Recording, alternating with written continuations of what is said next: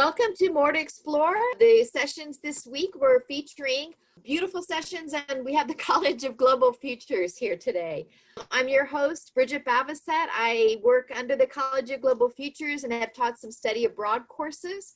I'll be giving the introduction for this More to Explore session, and then we'll have the pleasure to introduce you to our lecturer, Professor Mary Jane Parmentier, and then we'll have time for some question and answers. The College of Global Futures is a brand new college that just launched in the summer of 2020. It's composed of three schools: the School of Sustainability, the School for the Future of Innovation and Society, and the School of Complex Adaptive Systems. The School of Sustainability is a program I graduated from and teach a couple classes in there.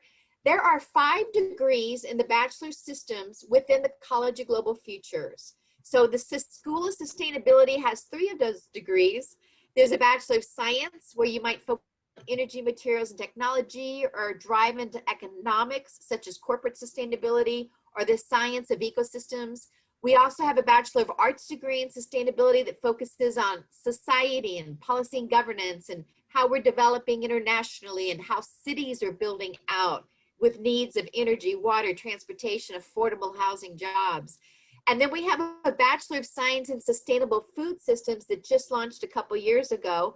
We have a growing population on this planet, more people, and yet if you think in your mind for just a moment about where you live and the area near you, you might remember there used to be a farm over here or an orchard, and now it's another housing development or another office area. We're literally pouring concrete on land that grew food. So in the Bachelor of Science in Sustainable Food Systems, we're looking at how do we provide more food for more people with less land and less water resources. I would love for Professor Parmentier to jump in for a moment and tell us a little bit about the future of innovation in society, which she's been a leader in the faculty there for years now.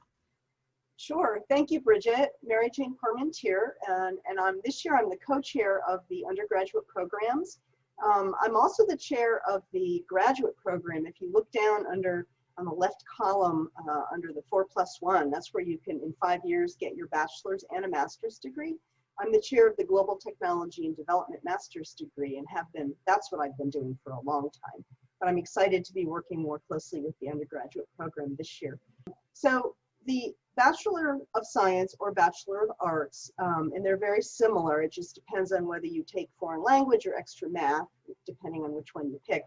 Innovation in society really looks at how can we innovate today for a better future for everyone, a more equitable future, a future where we can apply science and technology in ways that help society and helps people instead of harming them. And underneath, you'll see a list of different topics. You can take courses on all of these areas. So it's a very flexible degree program. We have core courses. One of the core courses that you take in the beginning is called Welcome to the Future, kind of a fun title. And then you can take courses in other areas as well. Thank you so much.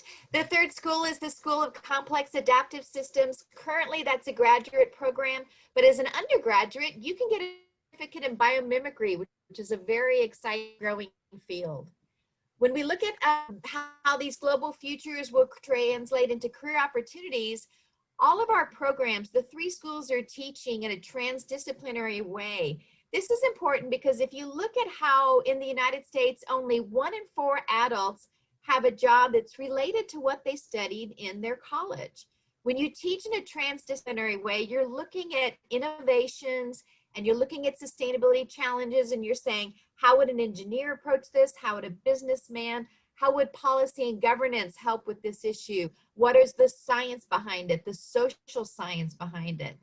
This feeds into solving complex problems, because when you're in a College of Global Futures program, we're looking at what's happening right now, currently, what are solutions that are being proposed. We look at cascading effects and unintended consequences and try to map out our way to have innovations towards a more sustainable future.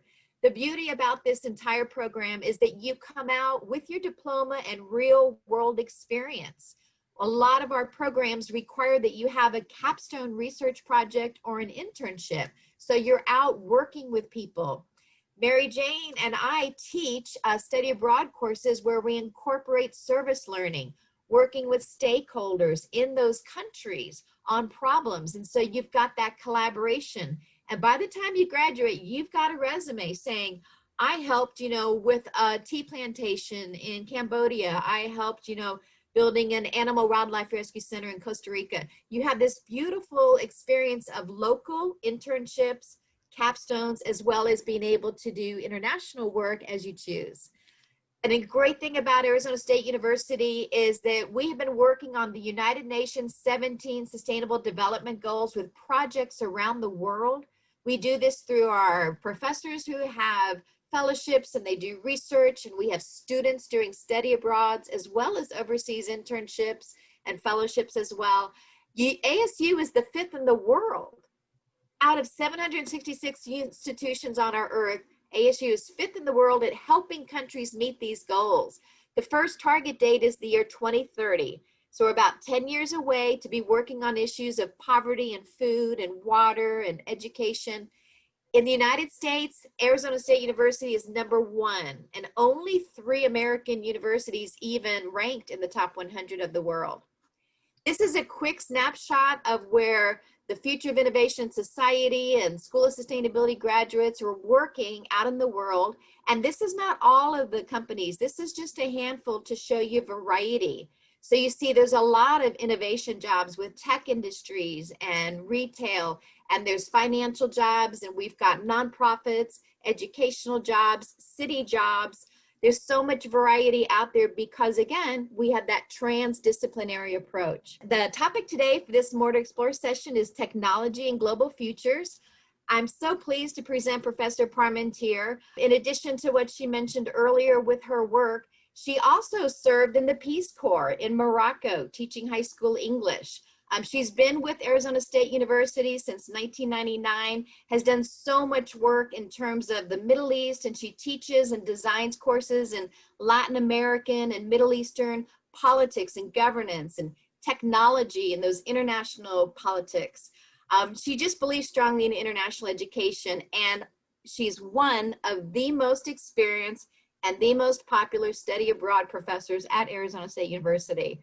Students always do course evaluations, and when they come back to the study abroad office, anyone who's been on a trip with Professor Parmentier is just raving about how meaningful the experience was and how much they enjoyed it.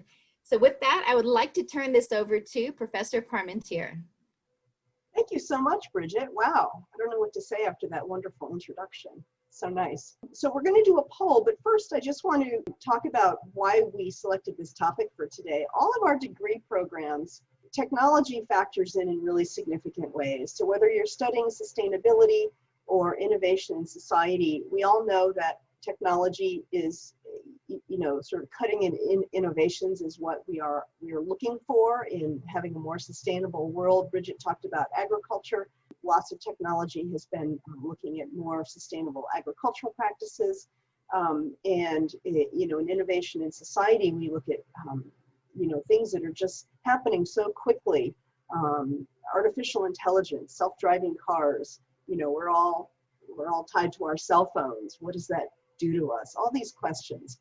Before we get into a little discussion, I'd like to have a poll just to see how you might answer these questions. There's no right or wrong answer to these, by the way.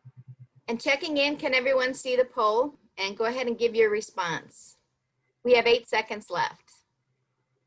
And I'd like to go ahead and share the results. So on strongly agree, we have 25%, on yes agree, 50%, and 1 disagree, or rather 25% on disagree. Okay, great. So let's go to the second one, and then we'll compare them. So the second one here is, has technology harmed people around the world? So launching the poll now. So the answers that we have here is, has technology harmed people around the world? We have 25% saying yes, agree, 25% that said not sure, and 50% said that they disagree. Great, thank you so much, Bridget. And that's really interesting and actually not surprising. And first of all, however you answered is correct, because the answer is that, technology does what people make it do. And so if we think about any particular technologies, we can see that they cut both ways, right? So nuclear technology, for instance, created the most devastating military weapon so far in the world.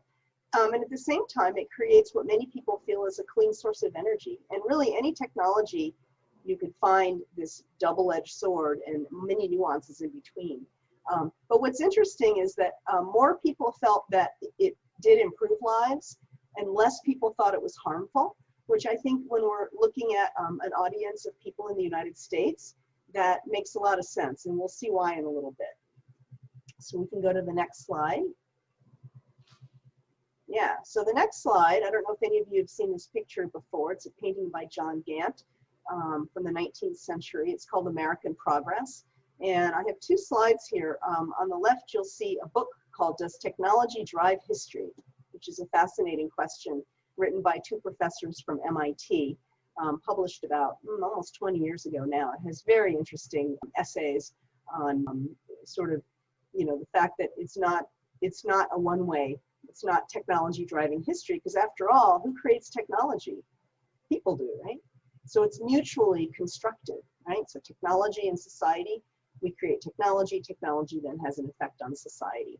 It's really, this book is really sort of a little bit of a warning against falling into the assumption of technological determinism. And you can see the subtitle here is The Dilemma of Technological Determinism. Why is that a dilemma? So I want to start off just by saying technological determinism is an idea. It's not an actual thing, right? It's an assumption about what technology does. And we tend to assume in the US pretty optimistically that technology improves our lives. And I probably would have answered the same in that poll. That, you know, by and large, it's more beneficial than harmful, right? People in other parts of the world might have answered that poll differently. So let's take a minute and look at this picture. So first of all, from the people on the Zoom call here, what do you all see in this picture that's interesting when we think about technology, progress, the United States? What do you notice? Feel free to just jump in. If you don't mind me jumping in real quick, I noticed that all the wildlife is like trying to escape as fast as possible. Yep. I see the progress of kind of a technocratic westernized society marching west across the plains and pushing out the locals. Yes. And Nicole says Native Americans are complicit. It's hard to tell, right? They're sort of looking back, they're looking up at the, so the woman, she's carrying the telegraph lines, what she's doing, right? So she's sort of, some people have said she sort of looks like an angel. I mean, she's white, so if we think about Christian images, very sort of positive, very pure looking, and she's carrying this technology. Below her, you can see, yeah, movement towards the west, the new frontier, and clearing out that which is darker, right? So on the left-hand side of the painting, you can see darkness. So the Native Americans are heading that way, the buffalo are running, there's a bear, and to the right, there's the light, there's the sun. And so progress and goodness and Christianity, I mean, you could list all these values. It's not just the technology.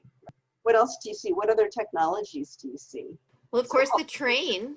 The train, yeah, right? The accoutrements of civilization, as Nicole says, exactly. And beyond, you can see more beyond that. You can see bridges and sailing ships, and it looks like a city. Industrialization, yet this agrarian transition to kind of this very pastoral orientation. Yes, exactly. You can see the farmers with their hoes. These are 19th century technologies with the farming, no tractors yet. And you can see the wild animals running away. The bear, who's, you know, sort of the image of the uncivilized, right? The scary thing is kind of growling, but he's definitely heading the other way.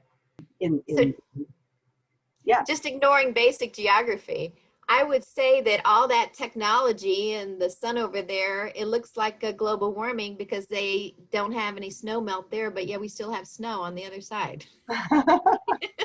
Bringing it into the 21st century, Bridget. There you go. That. Yeah. Yeah, and others have said that it's really an image of manifest destiny, which I think, you know, I think it's taught in high school still. I remember learning it in high school, right? This idea that the white European settlers, the colonialists in coming from Europe, had the right, not only the right, but the duty to civilize, right?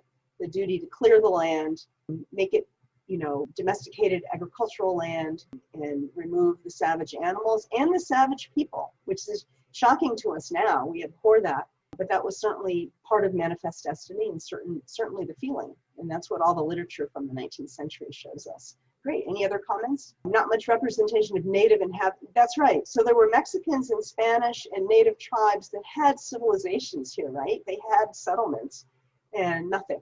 So pretty much the land is, it's there for us to just move in. Exactly. I bring this picture up because it's also a representation of technological determinism. So if the technology is built, if this train is built, civilization will come. And again, it's this 19th century idea of what civilization is.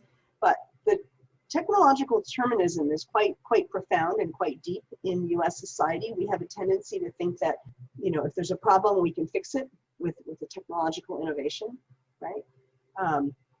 So let's move to the next slide, even though I love looking at this picture because it's so fascinating, disturbing, but fascinating. So the point here is that technologically is mutually constructed with all of the elements of our society, cultural, social, political, and economic. And so in our school in particular, but this is beneficial and also, the School of Sustainability and the School for the Future of Innovation and Society, we're concerned about doing things today that create better futures. And if we look specifically at technologies, a question might be, how do we handle emerging technologies for more equitable and beneficial future outcomes? Because the question earlier that you all answered, does technology harm people? That might seem really drastic.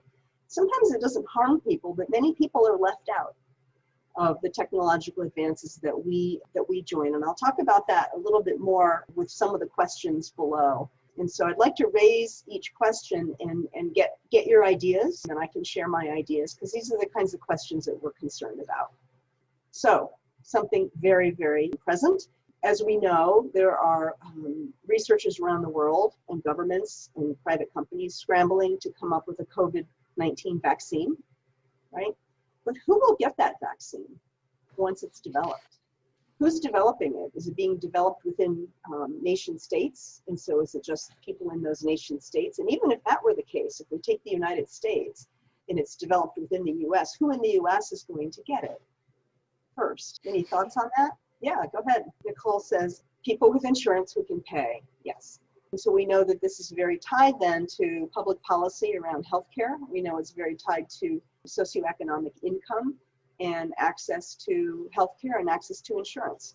So this becomes immediately an economic and a political issue, right, in the United States in terms of who will receive access to this. If we think about the entire world, it gets even more complicated.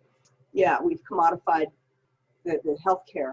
And even in countries where you have free healthcare, there's still socioeconomic and racial structural injustices, right? And so you have, for instance, in the UK, in the United Kingdom, you do have pretty functional national health plan, but how is that going to roll out given the disparities within UK society, of which there are in all societies? Yes, and Bridget points out if we rush the vaccine, then people may opt out. So that's the other side of it too, right? How do people adopt technology? And that's a whole area of study, right? How do people have confidence and how do people feel, secure in what our policymakers and our scientists are doing and telling us? And we know that in the US in particular, more than other countries, although other countries for different reasons, there's an anti-vaccine movement. There's people that feel the vaccines are harmful. So you would imagine that those folks probably wouldn't take the vaccine. And if less people take it, then it's less effective, right? So this is just, scratching the surface of this complicated question that we all, I think, probably care a lot about. So if we take the next one, how can we make internet access and access to information more equitable? So you may know that the United Nations has made access to information a human right. Actually, a lot of people don't know that and are surprised by that. But yes, in fact, the United Nations has. And to access information in an equitable way, you must have access to the internet or in some way to the information that comes across on the internet. There's offline technologies that can do that. But there's a large percentage of the globe, both within countries and between countries, that don't have access to the internet or an equitable access to information. And so you can imagine what this does to education, for instance.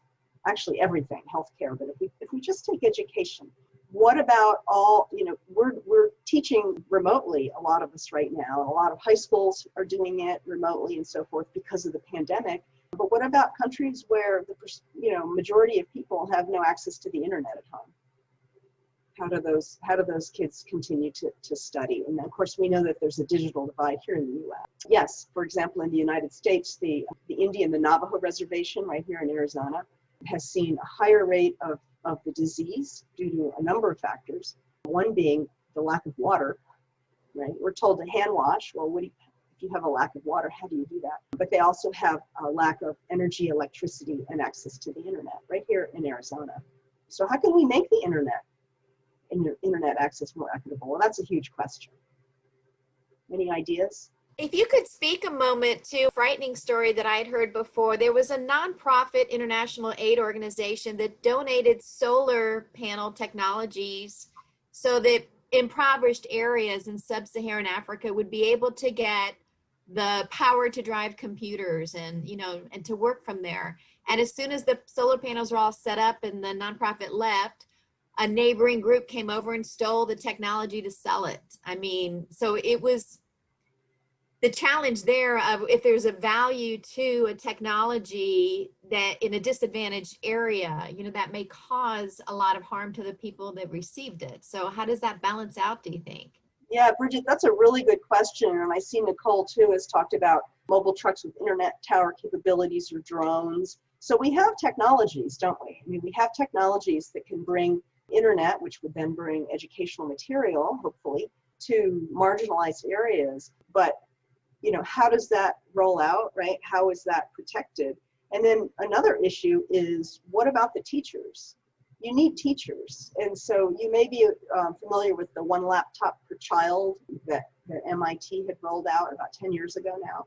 And the idea, the professor who did that, is that give kids access to the internet, give them a laptop, and they will learn. Well, it turns out that wasn't the case. The laptops were not used appropriately or even used, except for in areas, and I've seen a few studies, there were a few in Latin America, where teachers took up the technology, learned how to teach the students how to use the laptops, right? So the role of teachers is absolutely key. You can't just dump computers in villages. There needs to be facilitators and teachers. And yeah, I mean, the technologies that could bring this sort of access, there's many of them. But who pays for them? In whose interest are they implemented? These all become political questions too. There was a story in the news just a week or two ago about, with the homeschooling that's happening, families that can't afford internet because maybe they've lost their jobs. There was a story about these two little girls sitting outside of a Taco Bell, just sitting on the sidewalk in a city trying to do their homework using the Taco Bell's Wi-Fi. Right. So is the question perhaps like water, internet should just be considered that basic human service as the UN is talking about, and to just make it something that's available to absolutely everyone? And then is that rolled into some kind of a system? I mean, who pays for that? Right. And Bridget, a lot of countries, in fact, probably most countries, somewhere in their public policy have the concept of universal access, which is, in fact, that policy, that concept that everyone should have access to the internet. But then you're looking at, let's see, I've done a lot of work in Ecuador, and in Ecuador you have geographical challenges, right? So you have the Amazon rainforest area, and then you have the high Andes, and you have villages that are very remote. ASU actually donated a solar panel to a village that I visited a number of years back in the highlands of Ecuador. And it was just one school with one solar panel, and it was enough to power one computer for a few hours every day. It was a number of years ago. And so, again, you say, wow, it's really not that complicated, except that it becomes complicated because who enables it, who pays for it? And companies want to invest if they see a return on their investment, right? And that's not always as clear when you're dealing with marginalized areas. Yeah, and then the final question here, which is really not so much my area of expertise, but just to throw that out there, we do have faculty in our school that are working on this very question. Who benefits from self-driving cars, and how do we regulate for safety and efficiency? So one thing that I've been learning, and in Tempe, we're really in the middle of the self-driving car business, ahead of many other places in the nation. And of course, we had the tragedy of the woman who was hit and killed by a self-driving car last year, I think But our roads are set up for us to be driving on them. And actually, if we go back to the painting of American progress, I mean, this is how the West was developed, right? Spread out, because we like space, we like privacy, and we like independence. When I say that, I'm talking about sort of the cultural trend in the United States. We like independence. We like to be able to drive our cars where we want to go, and so our highway systems are set up for that. So then you take a technology we're just in the beginning stages of, and how do you regulate for safety and also efficiency, and who has access to those cars? Is that going to create more of an imbalance in sort of access to transportation, or is there a potential to make it more accessible? I mean, it could go both ways. So I have a story to that safety. My 20-year-old loves self-driving cars and has an account and always requests for there to be no one in the front seat. So the first time that he ordered one for the two of us, I was excited. The front doors were locked. We had to sit in the back. There's no one in front. We're driving through traffic. I started videotaping because I was excited. I'm from the 1900s, for crying out loud. And suddenly a voice out of nowhere said, "Do not videotape. Please delete your video." Wow. So we were being monitored somewhere. They were watching us. But the safety issue was to turn to the street where we lived. It was a left turn with a light and a left arrow. The car decided the left turn wasn't safe and just passed. And we went 5 miles out of our way making right turns to get us to home. So it was kind of a choice for safety, but at the same time, it wasn't sustainable in terms of all the extra fuel. Same price for us. It was one price to get us home, but the fact that it delayed us by making all these right turns. Right. And then we think about sustainability and fossil fuels, and and are these self-driving cars also going to be electric cars, and what are the implications of that? So you can see that all of these questions are very complex and very, very current. I mean, these are things that we're living with right now. So, well, thank you. I think that was my last slide. Yes, it was. Yeah. So thank you for those comments and input. These are things that I think about a lot and I enjoy talking about. Absolutely. And I love how, you teach your courses and it's so interactive and you have these great visuals and you present an idea and the students are able to just discuss among themselves and maybe think in a direction they hadn't previously thought of. I think that also speaks to the transdisciplinary nature. When you have a student in your class who may be focused more on psychology or business or policy and governance or engineering, and suddenly they're going to bring a perspective to the room that others may not have. Absolutely, and we need all of those disciplines. I love it. We have a required core class in our degree program, Innovation in Society, called Ways of Knowing. And we study how different disciplines value facts and knowledge and create knowledge. And in that class, we often have students from different majors and learn so much from each other. It's really great. That's fantastic. Well, thank you, Professor Parmentier, for spending time with us to talk about these technologies. It's an amazing field of study. I personally would like to sign up for your class if you don't mind. Be happy to have you. This is the contact information for both Colin and I. Thank you very much. I look forward to it.